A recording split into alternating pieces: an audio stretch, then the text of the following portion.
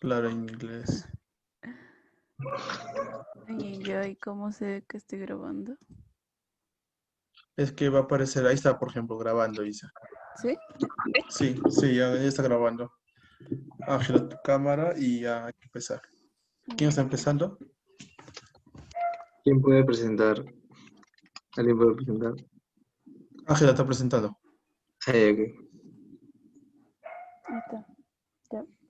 Um, Buenas tardes, profesor. Buenas tardes, compañeros. En esta oportunidad vamos a exponer el tema de albañilería confinada.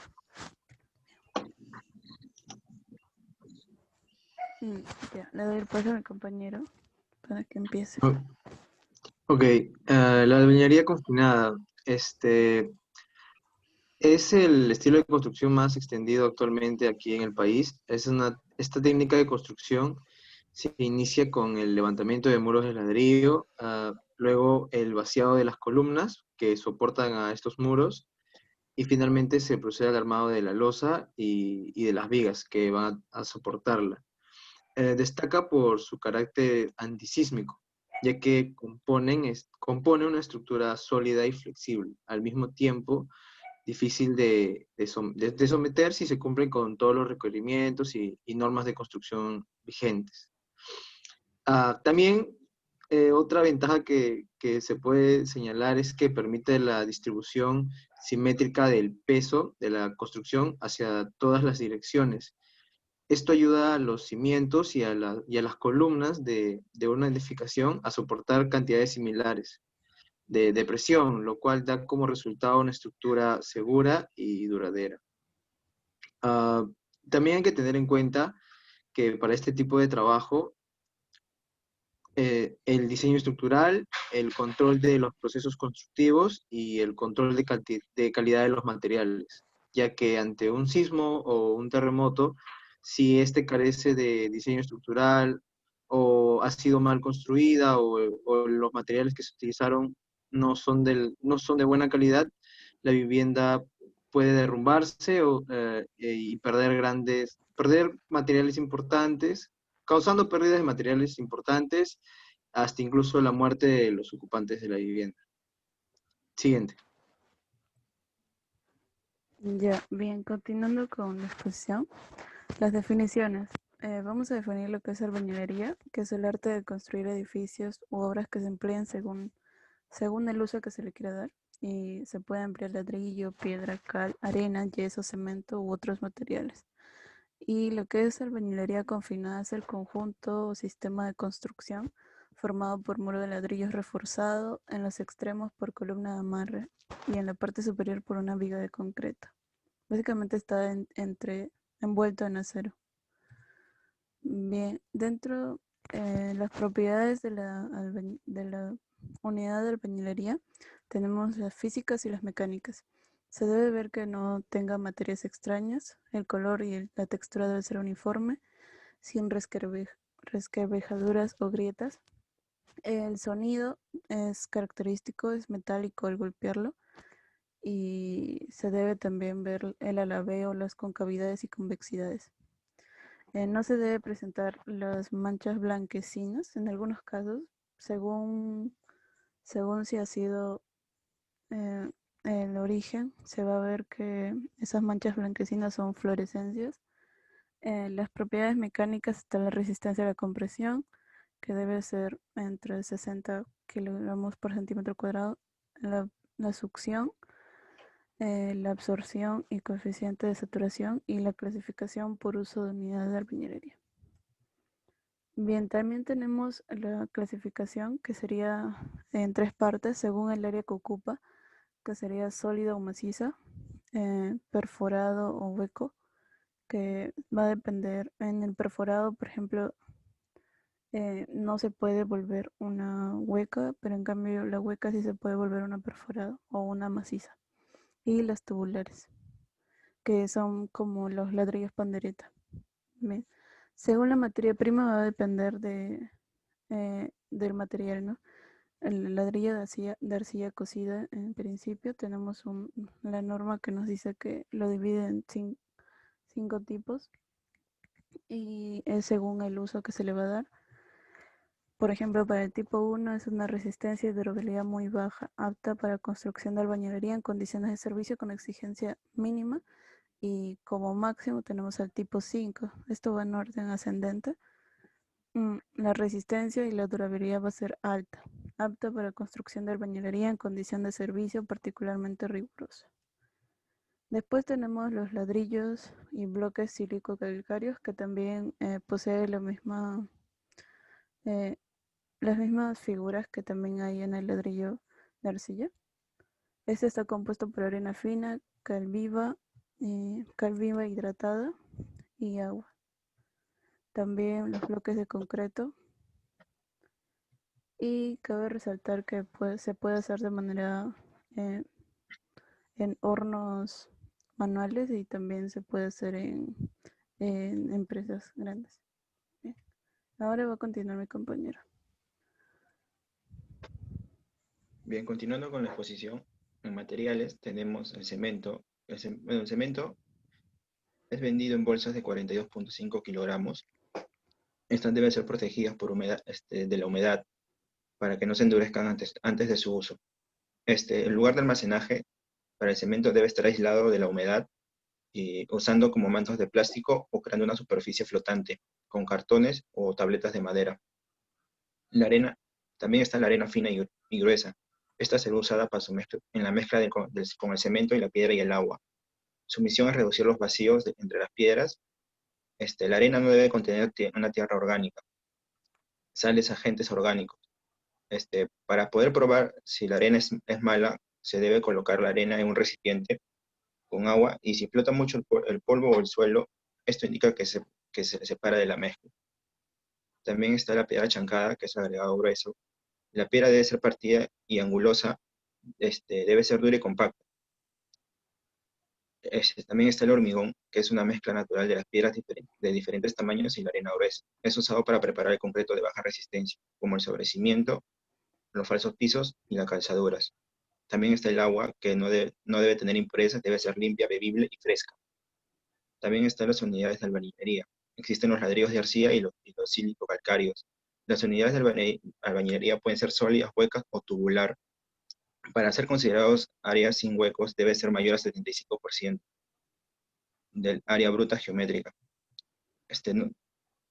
No se debe usar ladrillos crudos como faltas de cocción o con rajaduras. Ladrillos blanquecinos no deben ser usados. Para los aceros corrugados de refuerzo, para los elementos de confinamiento de concreto deben utilizarse barras de acero corrugado de 9.15 metros de longitud y diámetros de 3 octavos y de media pulgada, entre otros. Para los estribos de corte pueden usarse barras lisas de 1/4 de pulgada de diámetro. Para ajustar y unir barras se recomienda el uso del alambre número 16. También está la madera, que puede ser utilizado como encofrado. Debe estar seca. Se debe proteger la madera del agua, de lo contrario se queda húmeda y se hincha y se ablanda. Siguiente, por favor, herramientas.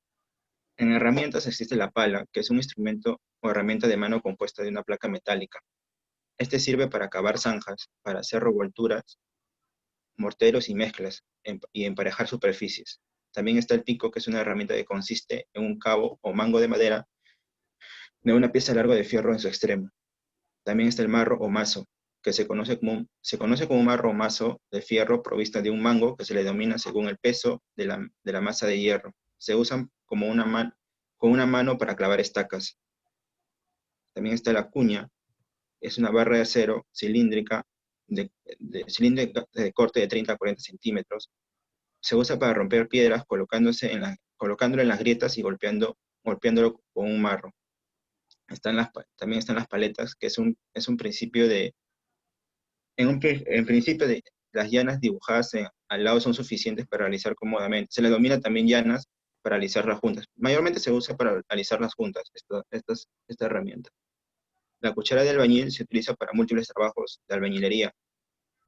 Los más grandes se emplean para postear y hacer aplanados, y las pequeñas se trabajan para hacer detalles.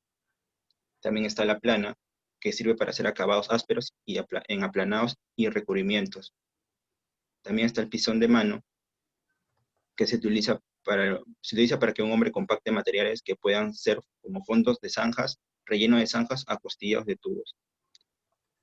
También está la carretilla de mano, que se utiliza para transportar materiales de construcción. Bueno, todas las clases o de tercera. Después están las amoladoras, que son que sirve para lijar, abrillantar, pulir y desbastar y cortar determinados materiales, ya sean blandos o duros. Siguiente. En equipos está el mezclador de tambor automático. Generalmente se utiliza dispositivos de transmisión por fricción de rodilla de goma. Este sirve para la mezcla y descarga del hormigón. Se logra mediante la rotación del tambor de mezcla.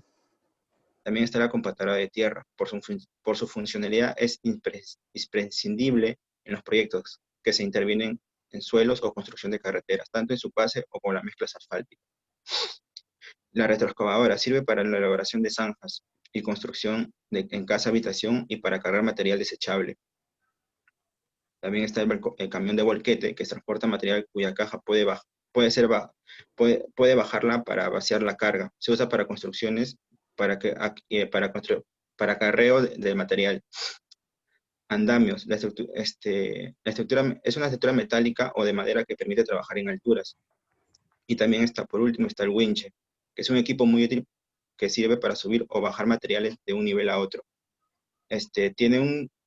Consiste con un rodillo giratorio con un cable que se enrolla alrededor. Siguiente. Bueno, mi compañero va a seguir con la exposición. Bueno, continuando con la exposición, tenemos el proceso constructivo que hay que desarrollar para la albañilería confinada. En este caso vamos a tocar rubro por rubro.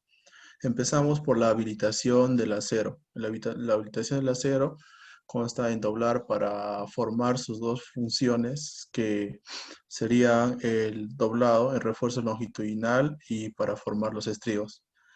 Estas dobleces deben tener un diámetro adecuado para no dañar el acero, como se aprecia en la figura inferior derecha.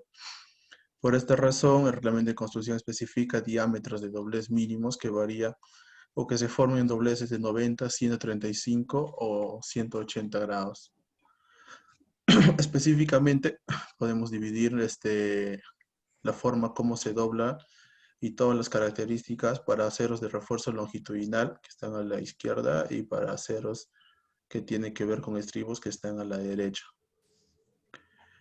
Los diámetros de doblado una atrás todavía, porfa. Los diámetros de doblado se muestran a continuación en la tercera columna de la tabla para los aceros longitudinales. Por otro lado, para reproducir estos diámetros de doblez cuando se está trabajando el fierro, es necesario simplemente separar el tubo de doblado de la trampa en una cierta medida que indica en la cuarta y quinta columna para los casos del acero longitudinal. Una vez que se ha dado la separación correspondiente, se procede a doblar la barra. La forma de doblar y las distancias máximas y mínimas que también aparecen en las tablas, aparecen en la figura que está en la inferior izquierda.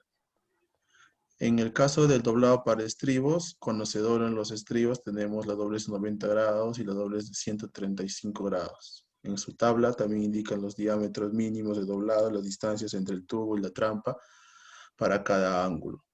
Para doblar estribos, el diámetro mínimo de doblado es 4 veces el diámetro de la barra. Aspectos a tener en cuenta en este rubro: el fierro de construcción no debe enderezar después de haber sido doblado. Si hay un error, debes desechar esta parte de este fierro. Por eso es importante tener gente experimentada en este trabajo. El tubo y la trampa deben tener el tamaño correcto para que no ajusten el fierro y permitan que se mueva libremente. Ahora, columnas. Bueno, para viviendas de 2 pisos y con una cantidad adecuada de muros portantes, se hace columnas de amarre.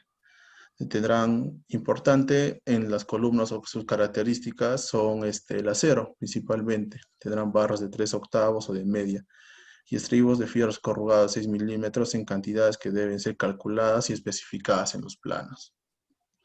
Ahí como se aprecia en la figura. Importante es ver cómo es la característica de los estribos de acuerdo al piso en que se encuentran. Por ejemplo, ahí están en las 3 características.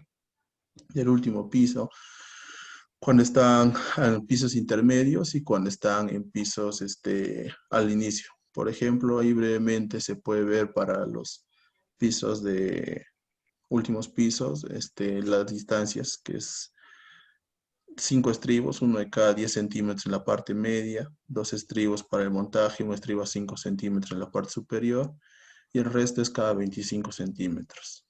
Los detalles, los refuerzos, de la misma manera están para los pisos intermedios y también para los pisos del primer piso. Siguiente, por favor.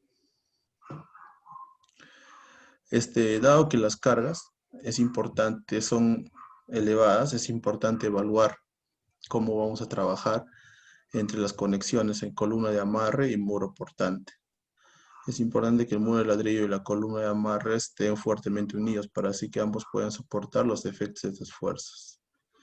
Esta fuerte y sólida unión se logra por medio del endentado del muro.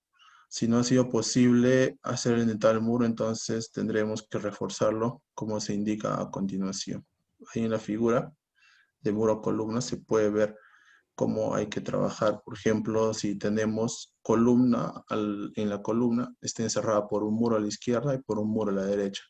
Las distancias que hay que considerar, y solo si tenemos un muro a la derecha, como es la parte del muro que está en la derecha en la imagen, en la figura 42.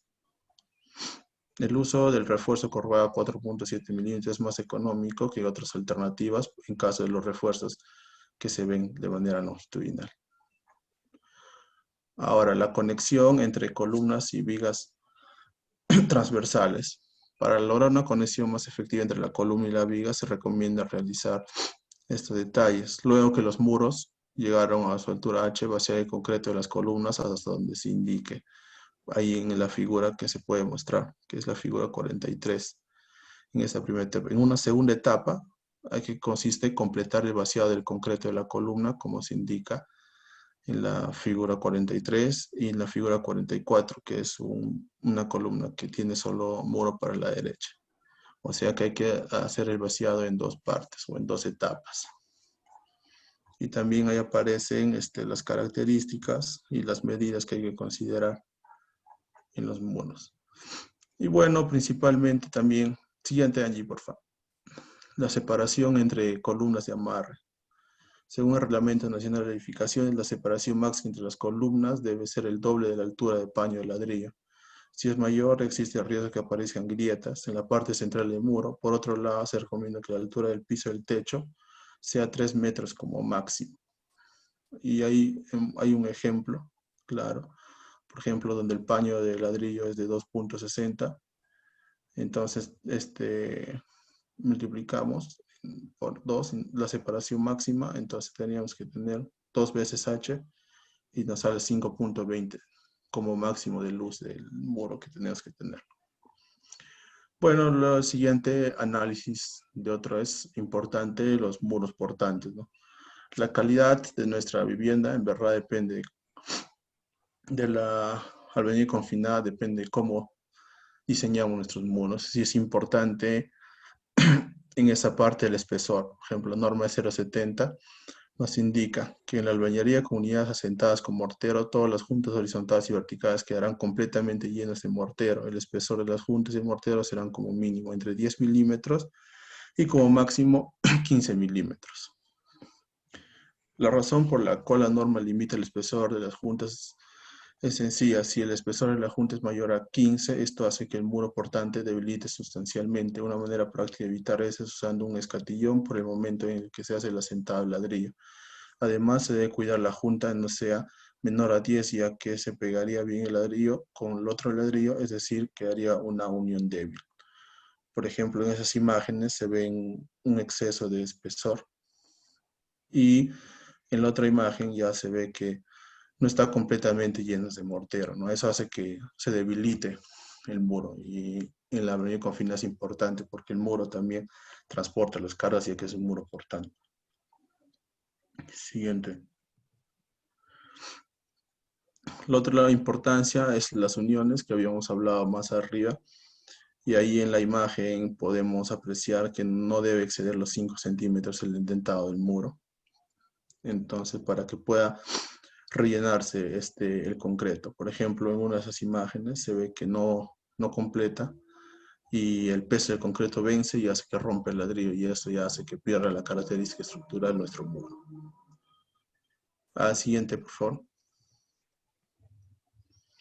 Bueno, en otro de importantes características que debemos evaluar son las instalaciones que se hacen en el muro, que son se dividen en instalaciones secas, que son las eléctricas y telefónicas, y las instalaciones sanitarias, ¿no? Nosotros oportunamente ya se debe estar todos los diseños en los planos y debemos proveer a los muros de espacios y canales requeridos para alojar tuberías y cajas de instalaciones eléctricas para evitar el picado de los muros, porque eso es peligroso y la norma no permite que se piquen los muros. Los tubos para las estaciones eléctricas telefónicas se alojarán en los muros solo cuando estos tengan un diámetro menor o igual a 55 milímetros. Si esto sucediera, la colocación de los tubos en los muros se hará en cavidades dejadas durante la construcción de los muros portantes, que luego se rellenarían con concreto. Si no fuera así, se colocarán en alvéolos huecos de los ladrillos. Siempre los recorridos de tuberías serán verticales y por ningún motivo se picará o se recortará el muro para colocarlas. Como se aprecia ahí en unas figuras que han picado y entonces ya pierde la característica estructural. De la misma manera tenemos las instalaciones sanitarias. Se suele colocar tuberías después de construir muros portantes, por eso pican, instalan el tubo y luego resanan la zona afectada con mortero. Este procedimiento constructivo incorrecto afecta a la estructura y lo debilita. Por eso nuestra norma técnica no la aprueba.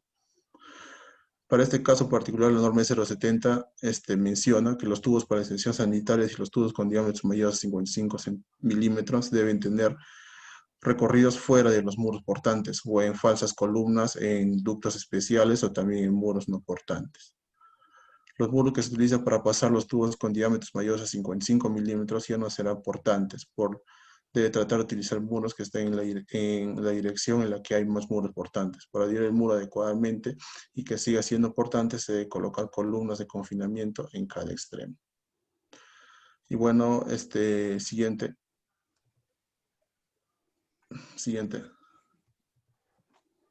Va a continuar mi compañero. Buenas noches, profesor. En cuanto a las vigas, en la construcción de una vivienda normalmente se utilizan las vigas soleras. Son aquellas en donde reposan las viguetas del techo, las cuales se encuentran sobre los muros portantes y entre las columnas. Su función es transferir las cargas del techo sobre los muros, distribuyéndolas uniformemente. Además, se encargan también de proporcionar confinamiento y arriostre a los muros portantes de ladrillo. En cuanto al encofrado de las vigas, el fondo generalmente está formado por tablas de tablones de pulgada y media, sección de pulgada y media de sección por el ancho que corresponde al ancho de las vigas. En los tableros de los costados se emplea tablas de 1 pulgada o de media pulgada montadas sobre barrotes de 2 pulgadas por 3 pulgadas o 2 pulgadas por 4 pulgadas de sección. Las T de madera cumplen la función de soportar las cargas. Los pies derechos y cabezales deben tener secciones de 2 pulgadas por 3 pulgadas o 2 pulgadas por 4 pulgadas y la altura requerida para alcanzar el nivel de vaciado. En primer lugar, se colocarán los pies derechos que soportarán el encofrado. Estos se regulan al contacto con el suelo por medio de cuñas de madera. Por ningún motivo se debe utilizar piedras, cartón o cualquier otro material débil, pues pueden fallar con el peso a los que sean sometidos. En cuanto al fierro en las vigas, los planos de estructura especificarán las medidas de los cortes y de los doblados de las barras longitudinales y de los estribos de las vigas. Durante la instalación de la armadura, debe verificarse que los diámetros de las varillas utilizadas concuerden con el plano de estructuras. También debe comprobarse que el espaciamiento de los estribos sea el indicado, en especial en las zonas pegadas a las columnas, ya que allí se especifica una mayor concentración. Siguiente diapositiva, por favor. En cuanto a las losas aligeradas, para la preparación de estas losas aligeradas son por etapas. La colocación de los ladrillos de techo. Una vez que el entablado del techo se ha terminado y que el fierro de las vigas ya estén ubicados, Se procederá a la colocación de ladrillos y luego a la del fierro en viguetas y la losa de techo. Instalaciones sanitarias y eléctricas. Dentro de una losa aligerada de techo quedan empotradas una serie de instalaciones como las tuberías de la red de agua y desagüe y las tuberías de electricidad que alimentan a la luz, que alimentas por puntos de luz.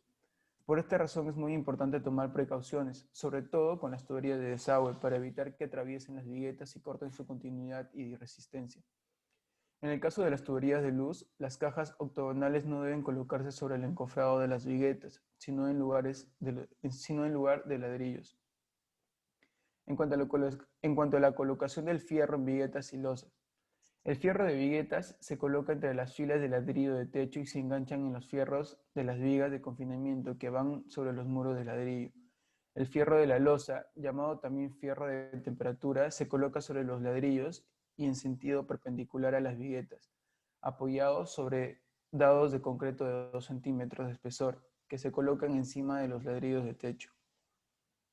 En cuanto a los encofrados de frisos, posteriormente, cuando el techo aligerado está encofrado y las vigas y viguetas armadas, se procede a colocar los frisos en todo el contorno del techo aligerado. Los frisos deben ser de madera de 1,5 pulgadas de espesor y la altura de estos se define de acuerdo al tipo de ladrillo que se utiliza. Se considera 5 centímetros más que la altura del ladrillo utilizado. De esta manera, el vaciado de losa llegará a este nivel como límite. Esto quiere decir que utilizaremos ladrillos de 20 centímetros de altura. La altura de los frisos será de 20 centímetros y listones de refuerzo. Se colocarán a cada 90 centímetros. Siguiente, por favor.